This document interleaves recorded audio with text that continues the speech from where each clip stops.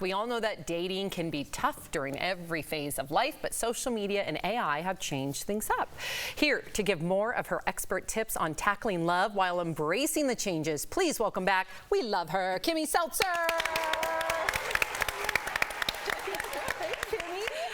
Hi. Good to see you. Really quick, yes. I have a question about this. When I was dating, and I did date, okay, I always thought the men had it like a little bit easier, and I have heard you say that's not true. So what are some ways we misunderstand the counterparts, our counterparts, whatever gender they may be?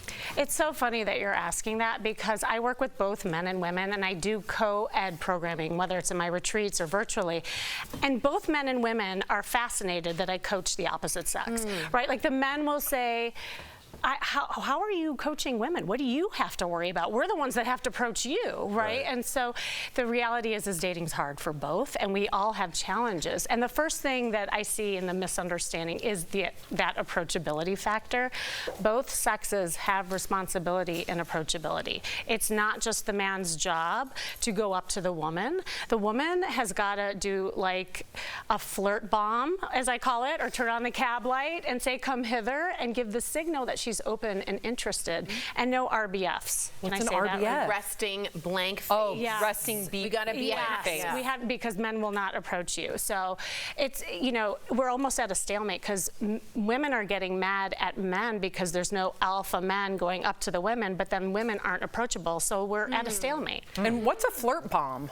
Well, it's kind of like perfume, doesn't it? Use it on Jeff. Let me see the flirt.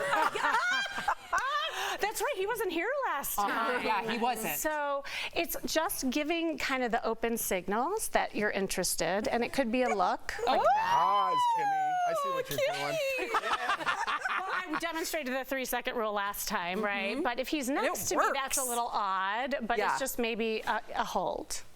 Or maybe it's a touch, right? And because if we don't give those signals, they're not going to know, and they're more fearful of us than we are of them. It's like spiders. Yes. Spiders. Yes. I love the cab lights on. We're of age to know about cabs, right? Yeah, and which brings me to my next thing. Online dating has taken over the old-fashioned way, which is crazy, because I was with my wife so long that I've never even had those apps on my phone. So all I know is the old way, so I know those cab references and things like that. But what are some things we should remember when we meet someone online?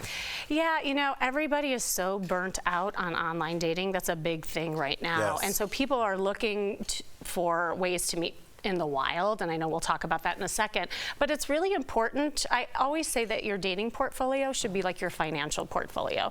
You need to diversify as much as possible. You can't just put all your eggs in one basket thinking that's the end all be all of meeting someone.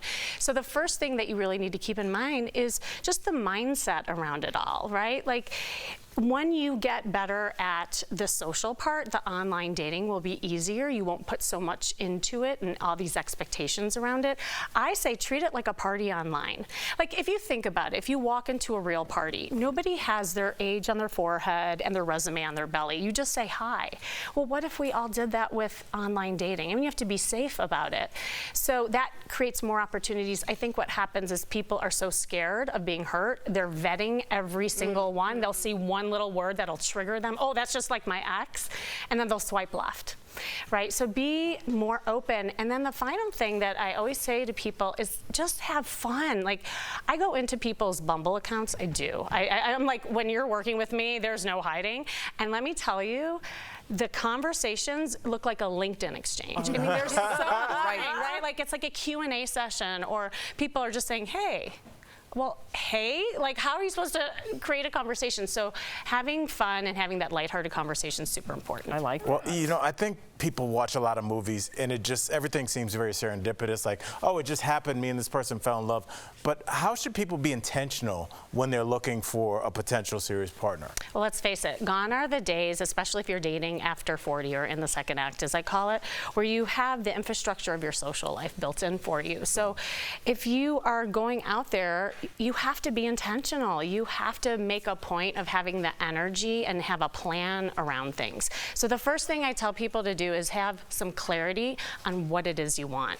I do these free calls. If anyone wants a free call, go to KimmySeltzer.com, just a shameless plug there. And people say that they don't really know what they want. They think they want a boyfriend or girlfriend, but often they just want to have fun. Yes. Right, and get back to them. So create a mission statement, much like you do in business, around dating. Because once you are clear on what you want, it makes it easier to know how to go after it. The second thing is create a dating plan, much like a business plan.